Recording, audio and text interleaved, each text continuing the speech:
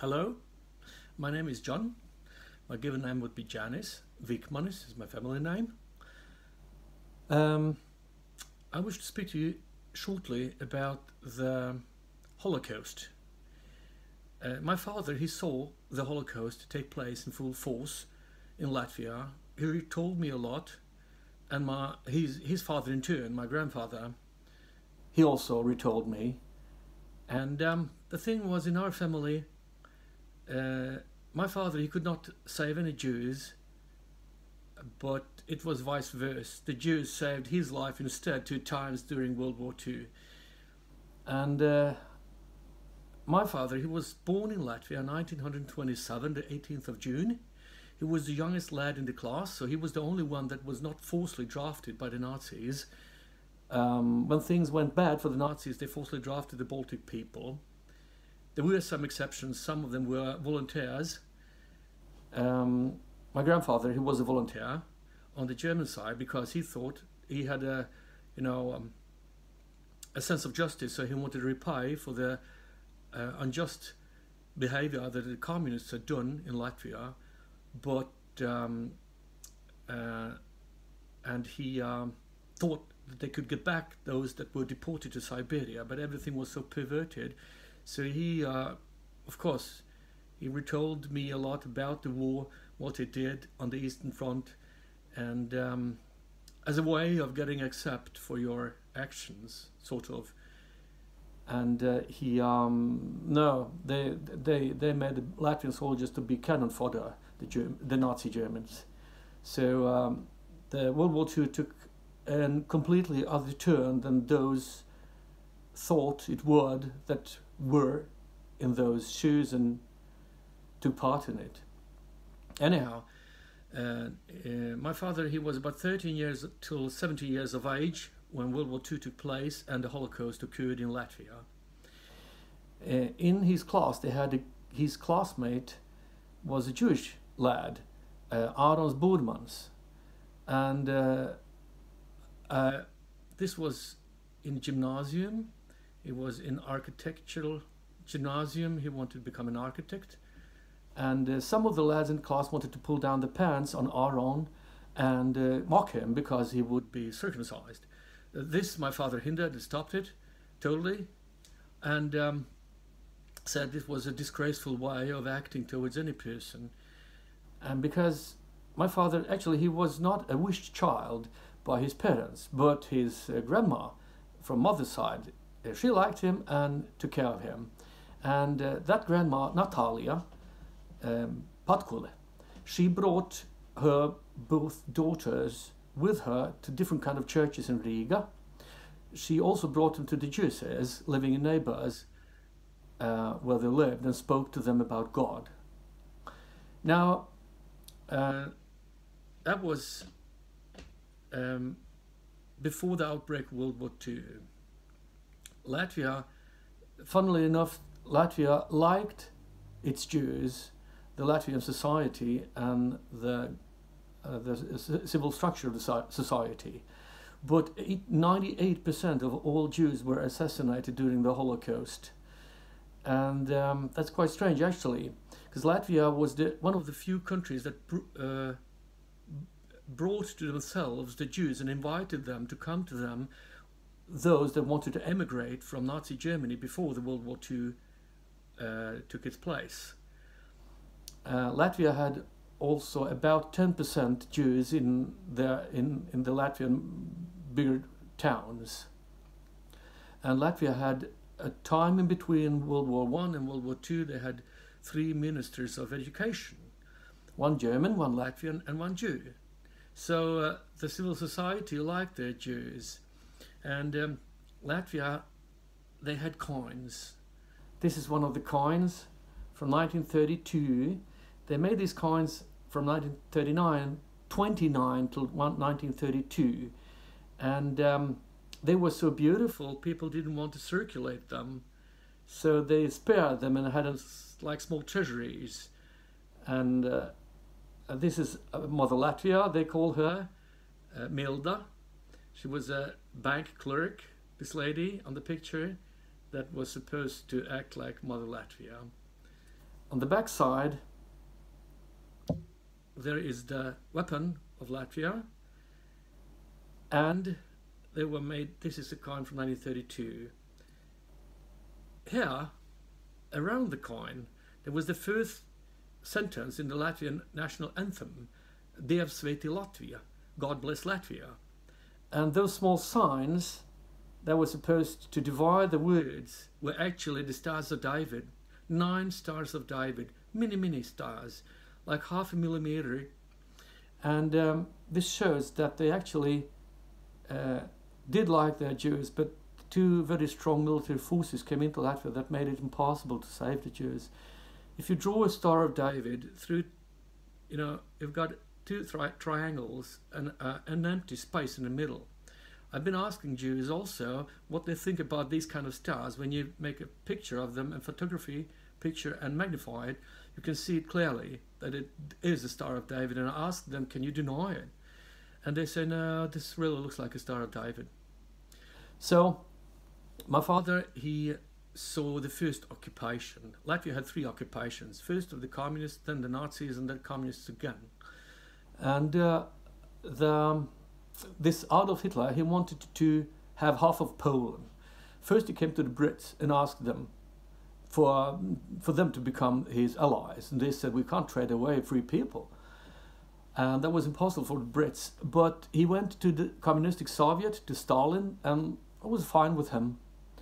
So they made this treaty, a Ribbentrop-Molotov Pact treaty, 1939, the 23rd of August, which allowed Adolf Hitler to take half of Poland and Stalin to go into Finland, Estonia, Latvia, Lithuania, half of Poland and Bessarabia.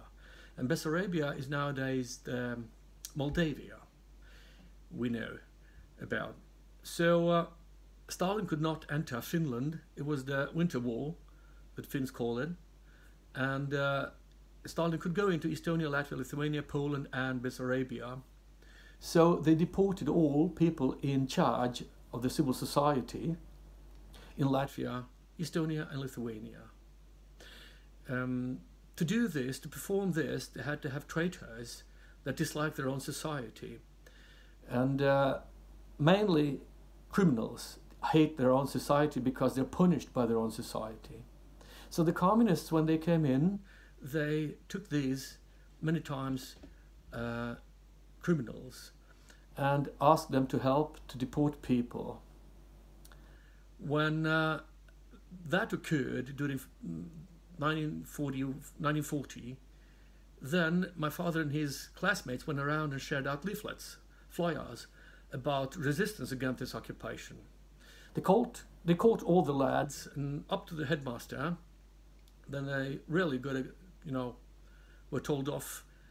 Some of the lads perhaps never returned, and there was my father's turn to go in there.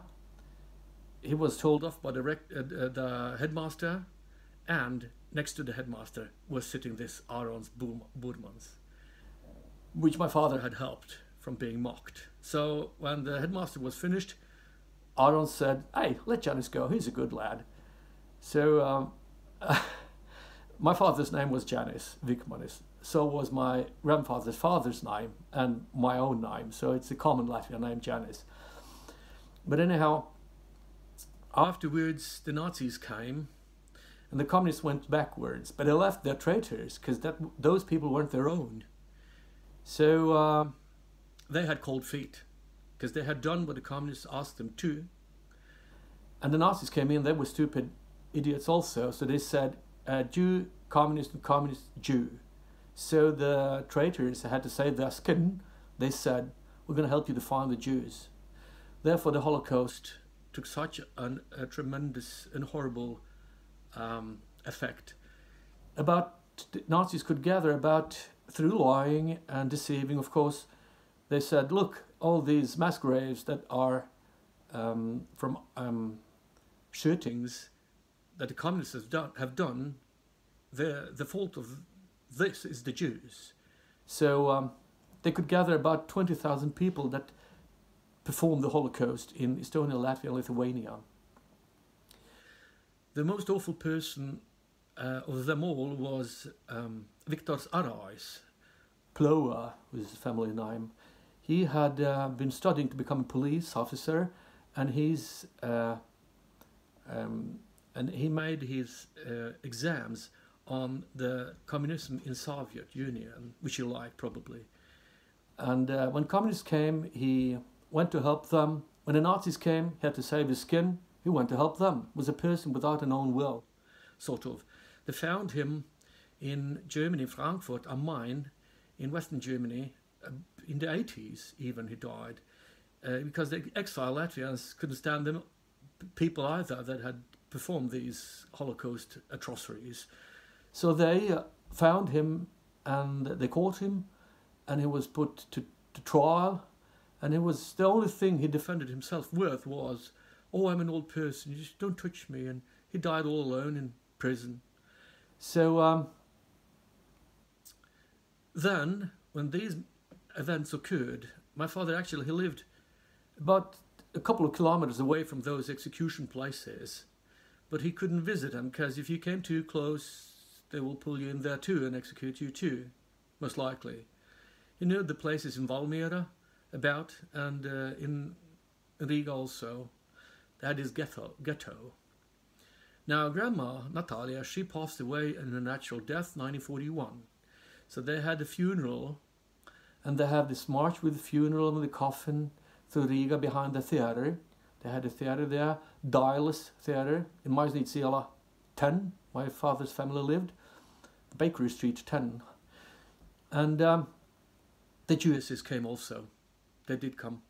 They came, but they had to go in the gutter, and with the Star of David fastened upon them.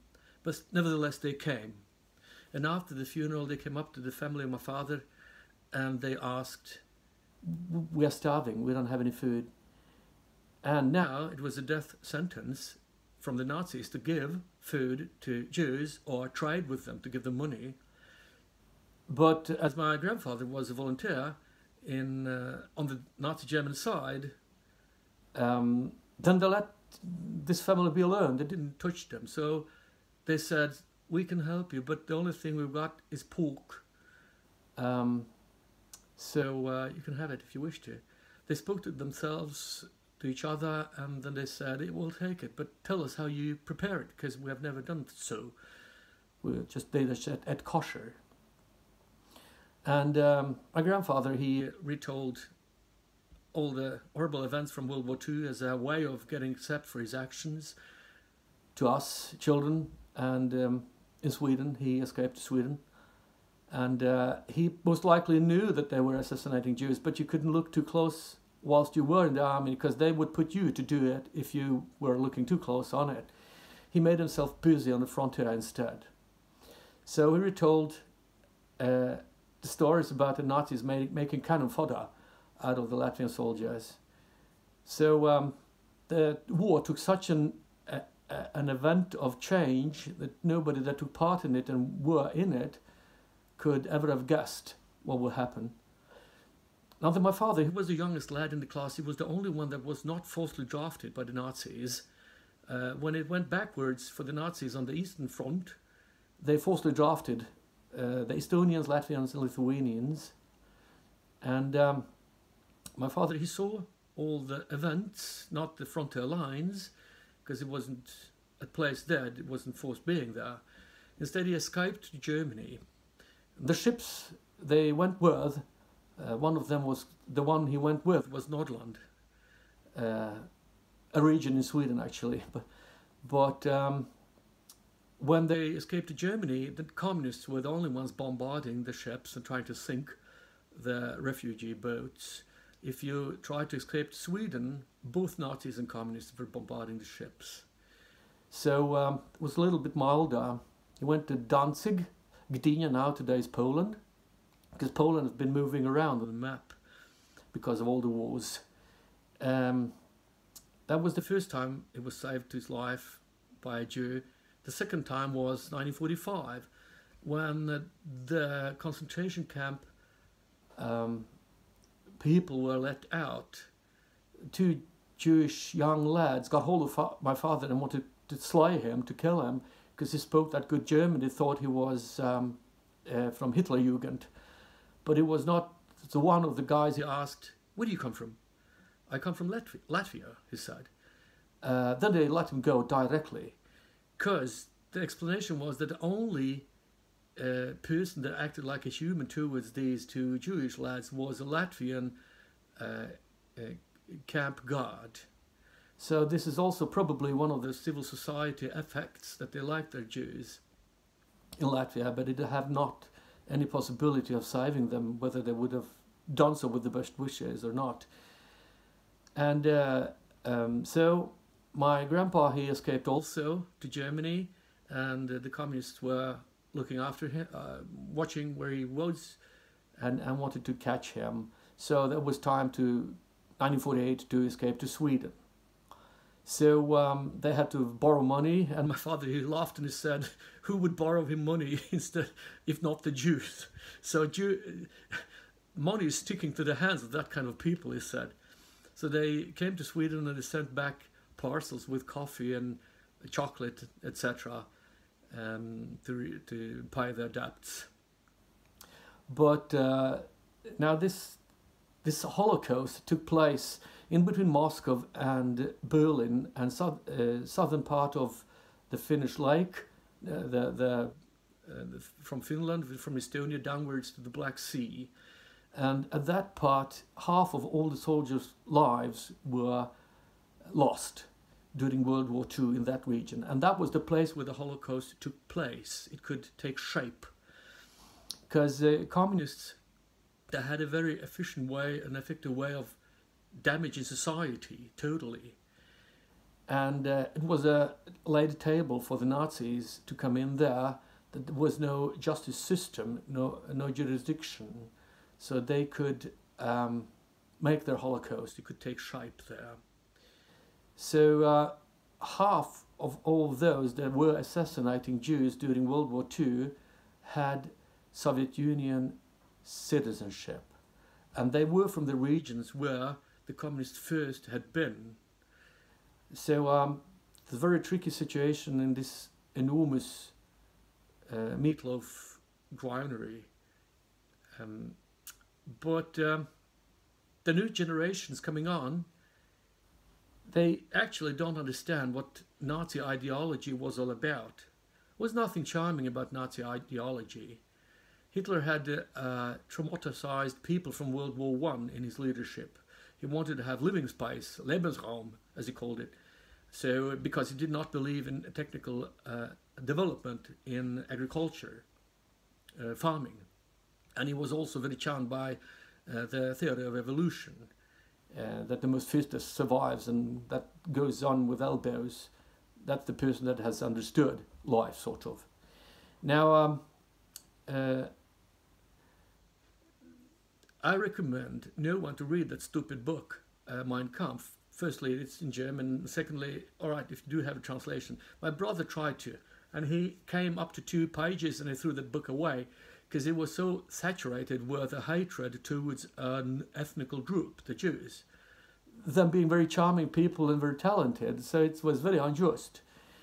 But instead I recommend you to inform yourself, because there's nothing to be charmed about what Hitler taught, what he thought and what he wanted to achieve. And many times people don't either know what his ideology was about. So instead I recommend you to listen to a lecture by Professor Timothy Snyder from Yale University.